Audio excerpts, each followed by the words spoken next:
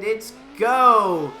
Good start from Kickert, but I think it might be a better start from Nicola. Looks to be making a move to the inside into turn 1 here. But in fact, it's Final Watson who's made it the best start of everyone. He's up to 3rd. And we've got a bit of a problem at the first corner.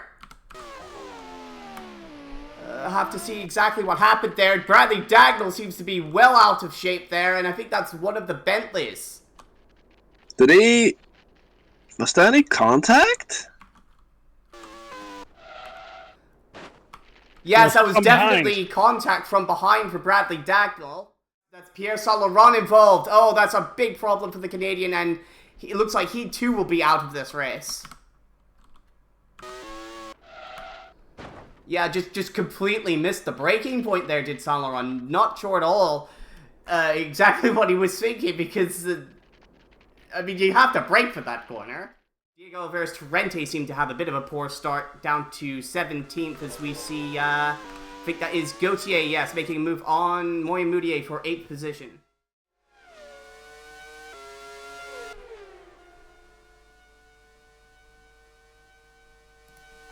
And with a great run down the front straightaway, easily makes that move into turn 1 and takes the 3rd position away from Watson.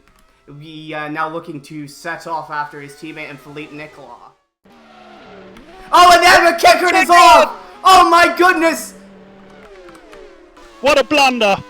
That just as soon as we turn back to watch her with the lead, she's just completely gotten it all wrong at, I think that's turn 14, 15, that's a costly issue, that's a costly mistake here for Kickert from the lead, and she have to wait for everyone to get past. That is awful.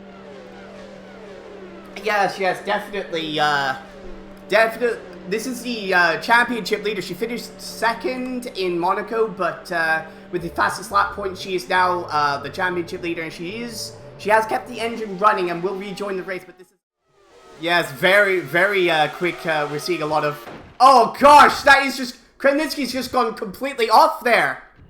Just completely missed his braking point and just slid right off into the gravel, into the barrier, and out of the race.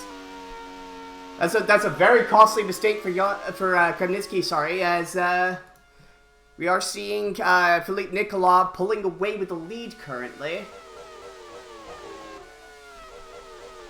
Not having to contend anymore with Emma Kickert.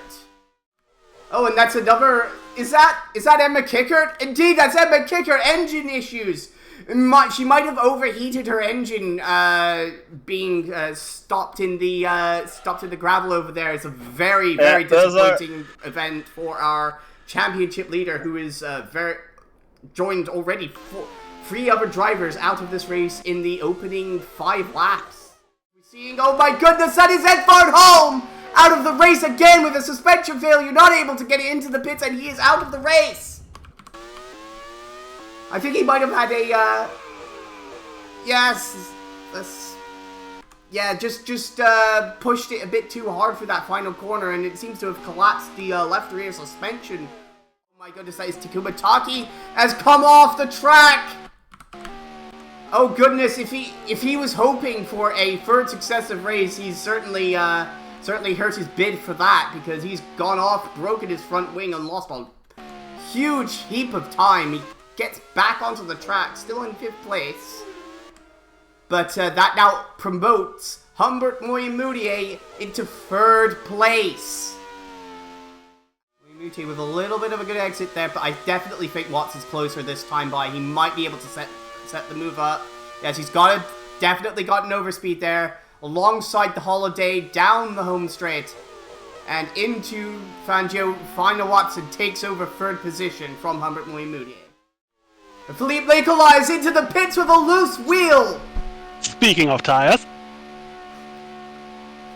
that's what we call serendipity. Sorry? That's what we call serendipity. Indeed, that hands the lead right over to Magda Servansky, but also seeing into the pits, it's Magda Servansky, race leader, into the pits, hands the lead back to Nicolas.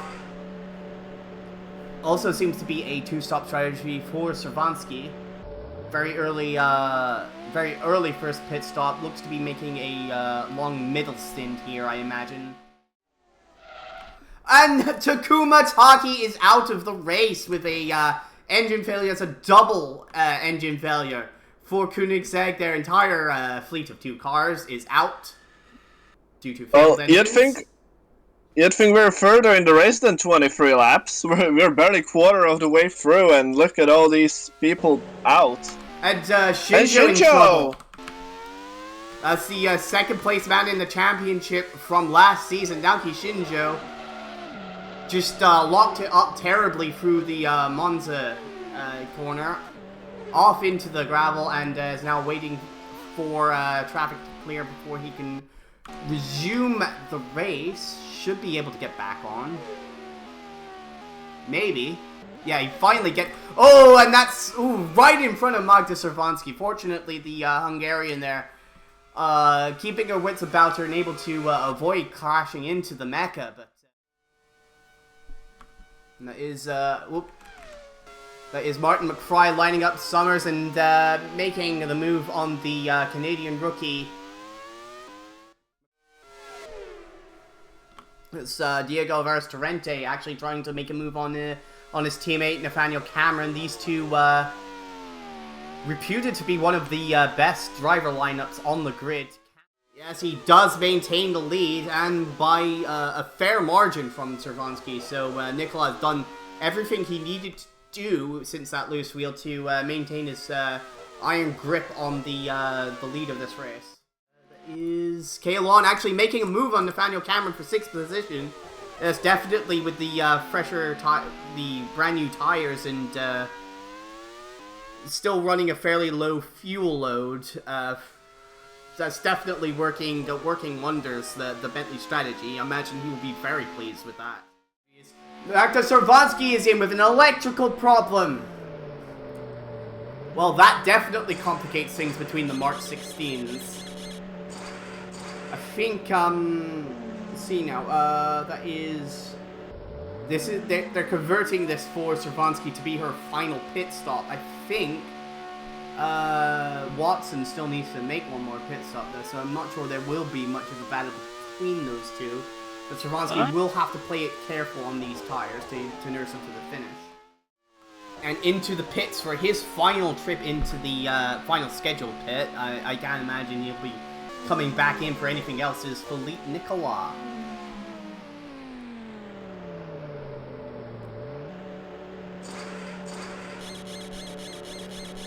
So it'll also be a long final stint for Nicolas here.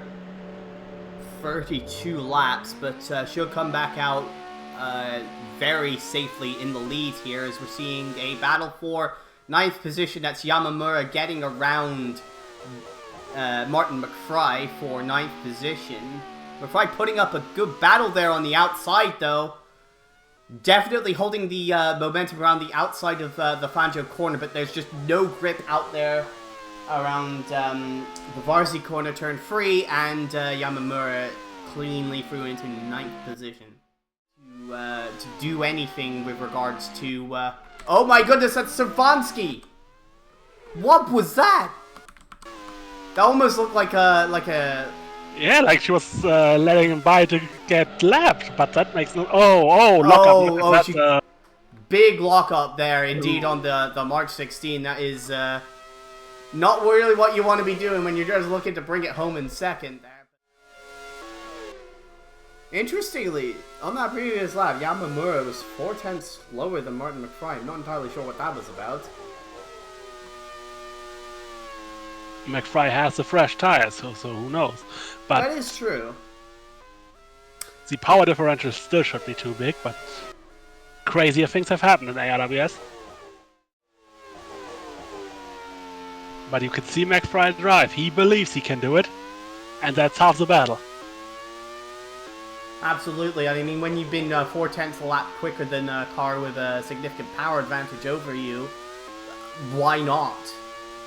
Well, you can see there the Adriatica pulling away through that acceleration zone, and again, down the straight, there's no amount of slipstream that can make up for that power difference. It's just, I just don't see that McFry can make up that up unless he gets an excellent exit and is right on the tail of the Adriatica through the final couple of corners, or if Yamamura makes some sort of mistake. It does seem a little closer this time around. Yeah, it sure does. 25 for McFry. 26 for Yamamura. Yeah. Looks like the pace is starting to even him out there, as McFry's now really having to deal with a lot of that aerodynamic wake off the back of Yamamura's car. And we got... Oh my goodness, that is Klon out from 5th position! A transmission failure for the Bentley. Oh, that is an absolute heartbreaker for him. He'd driven fantastically in this race, but... 60 points lost. Oh, and no. Speaking of mistakes, it's... Oh, McFry's got off. Is he gonna make it through? Oh! I think he's waiting for the holiday to come through. So Humbert Moyamute had come through, and then McFly now rejoins the race. Still a bit fair margin over Sormos, but any hope of him taking 9th place is gone. Well, I mean, 8th place now that Lon has unfortunately retired. Oh my goodness, and Diego Torrente is out with a transmission failure of his own! Oh my... Now everyone's dropping like flies at the end. At the start and the end, the most dangerous periods of the Mediterranean Grand Prix. We're actually seeing a potential battle here for 12th place in these final couple of laps, as seems that now Shinjo is caught up to Fu Wen. This final Watson is out of the race! With an engine issue, but he may just be safe as far as the top 10 is concerned. Yes, but what this does do is it will promote Humbert Moyamute into a sensational podium. Meanwhile, back in the battle for 11th between Wen and Shinjo. Shinjo lining up the Yang into Fangio hairpin and makes the move stick. Very professional job here. As making up for that earlier mistake where he fell off the track. Shinjo there taking a crucial couple of points from Mecha, especially considering the early reliability woes they are suffering with the second car of Malik Sedan.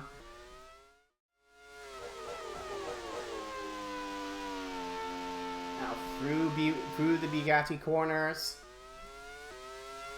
Around Monza. Oh goodness! Gonna be... Oh, okay, maybe. Oh, he's off! He's off! I think he'll be okay, but no, that's a bit of an embarrassing finish to the race for him. That's what I'm talking about, concentration. Talk about showboating. It's a double podium for Holiday, though. Philip Nicolai wins his 12th Grand Prix.